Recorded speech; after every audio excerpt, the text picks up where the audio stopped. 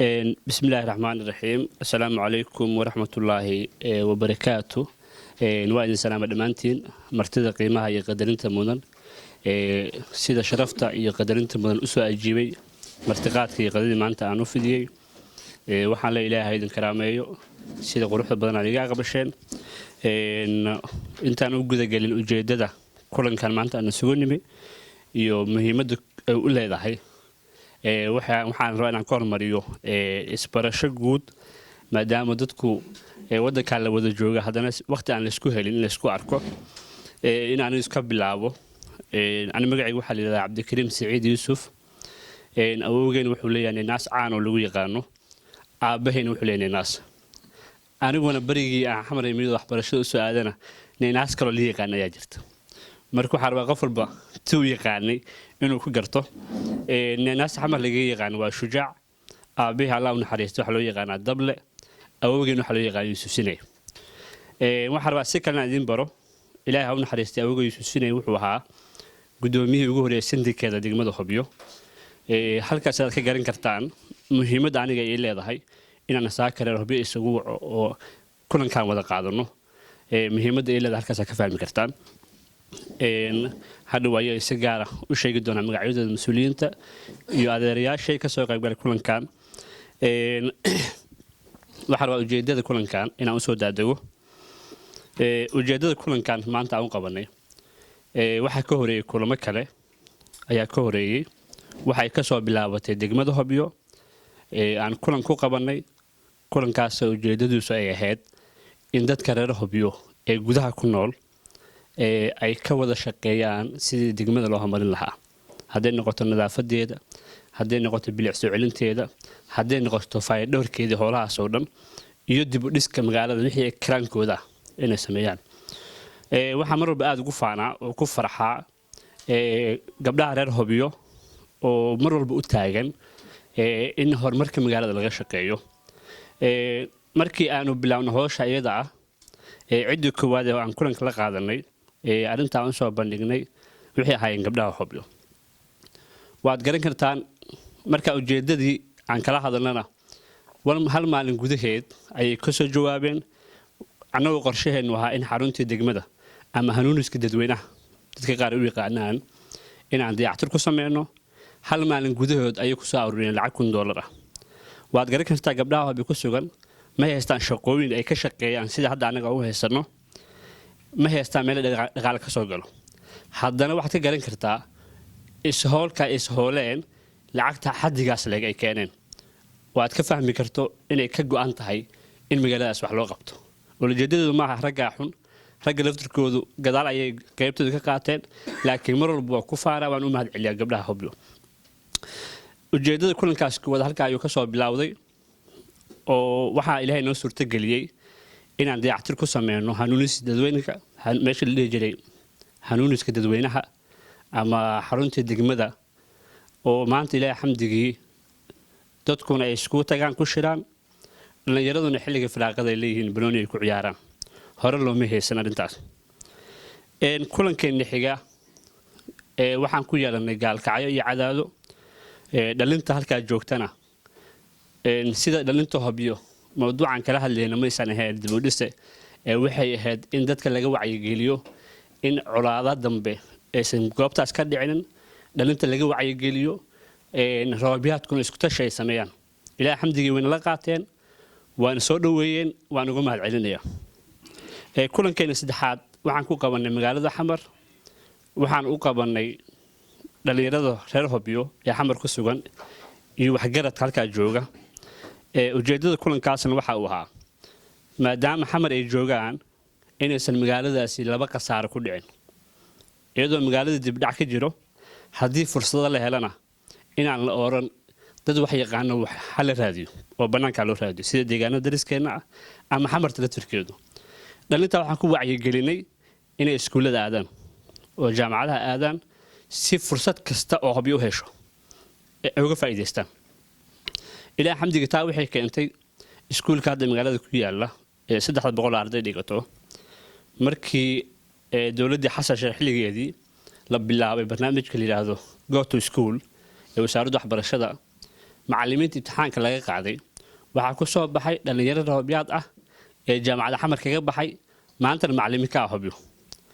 waad garan kartaa marka muhiimadda kulankaas uu lahaa waxaan marka muhiimadda dhalinyaradaas u siinayna waxay ahayd haddii loo baahdo nin waxbarashada ku fiican oo macallin ah inaan la weynin nin hobyaad ah haddii loo baahdo dhakhtar inaan la weynin dhakhtar hobyaad ah haddii loo baahdo xisaabiye oo dekada meesha yeelato inaan xisaabiye laga doonin meelaha kale dhalintiina sidaa ay waxbarashadu aadeen kulankeena xiga waa maanta kaan isugu nimid ilaa xamdigii ka dhacay North America magaaladan Toronto Canada mowduucyadan kala hadlaynay kulamadaas kale waxaan is leeyahay wax badan ayuu ka duwaya ujeedada kulankan maanta waxaan u doorbidnay inaan laba qodob kaga hadalno in dadka reer Hobyo ee ku nool gobolkan Ontario gaar ahaan magaaladan Toronto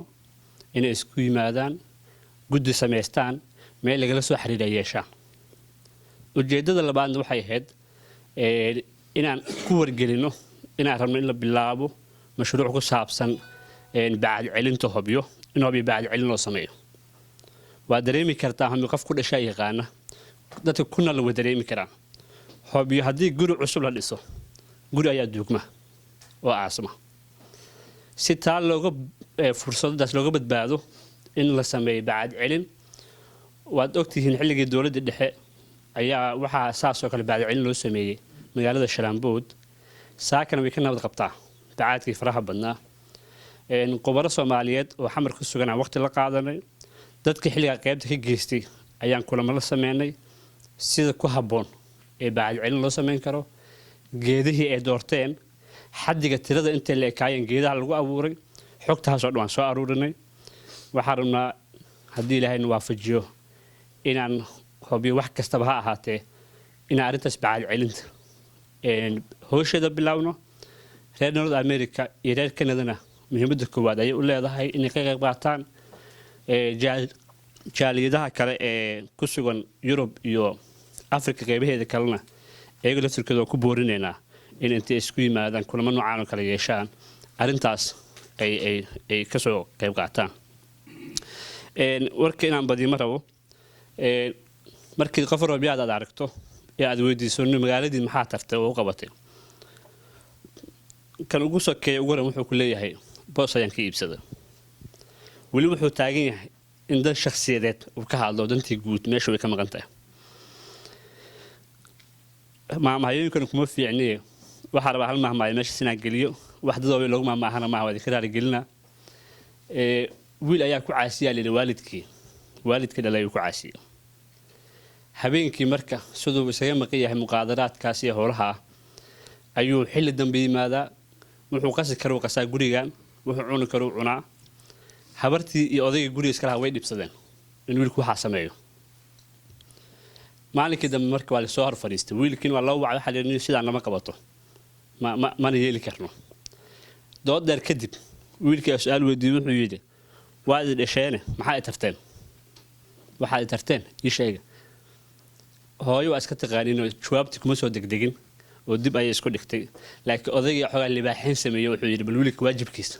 marsi markuu odaygu isku laabtay wuu arkaa wiilka inuu wax barasho geen wuu arkaa korriimo fiican inuu san heesan wuu arkaa inuu san caafimaadkiisa ka taxadarin abaal u sheegtay markii ma yaqaan wuxuu yidhi wareer miyaada ogeen aniga hooyada inaan habeen ku qaawanin habeen in aniga hooyada darta u qaawanin miyaada ogeen ilaa abaalka loo sheegto waaye marka dadkeena reer Hobyo abaalka wuxuu naga soo aruurtay Hobyo ku dhalanay ilaa wax kale ku sheegano waa dhigana zaaka wax tarnay ma jirto markii sanaga noqon Hobyo ku dhalanay bal uun aan dhahno Hobyo waxaan gelinay oo aan sheegin karno intaas aan xoog saarno wadi kala gelina maamaayada aad ugu ma fiicni laakiin wadi kala gelina waxyaabihii aniga shakhsiyan ah waxaan isleeyahay warku waa badiyay Hobyo aan isleeyahay waa ka tartay waxa ugu muhiimsanaa xaruntaas degmadu aan dhisnayo fikirkiisa anigu aan lahaa laakiin dhaqaalaha isla dadka Hobyo ay bixiyeen iyo maadaama dawladda dhexe aan shaqo ka hayay oo dadku ugu tuhmaayeen federaalku inaan qayb ka ahay waxaan juhdi badan geliyay wixii karaankayga ah in Hobyo laga qabto ilaahay wuxuu ii suurtageliyey saaxiibo badan la kaashaday in saaka degmada Hobyo ay leedahay xarun laga bixiyo baasaboorada oo qofku u baahan muwaadinka Hobyo jooga ee reer Hobyo ah inuusan xamar dhibka laga maraa uusan marin uu saaka Hobyo baasaboor ka qaadanayo ilaahay xamdiga ilaahay noo suurtageliyey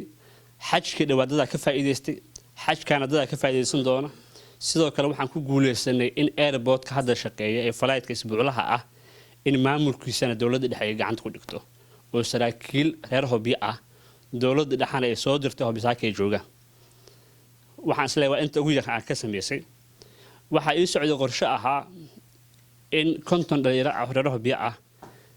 Muqdisho la keeno si looga caawiyo kalluumeysiga iyo kheyraadka si looga faa'iideysan lahaa safaradan ayaa dib iga dhigay laakiin eedlaftirkeed meel fiican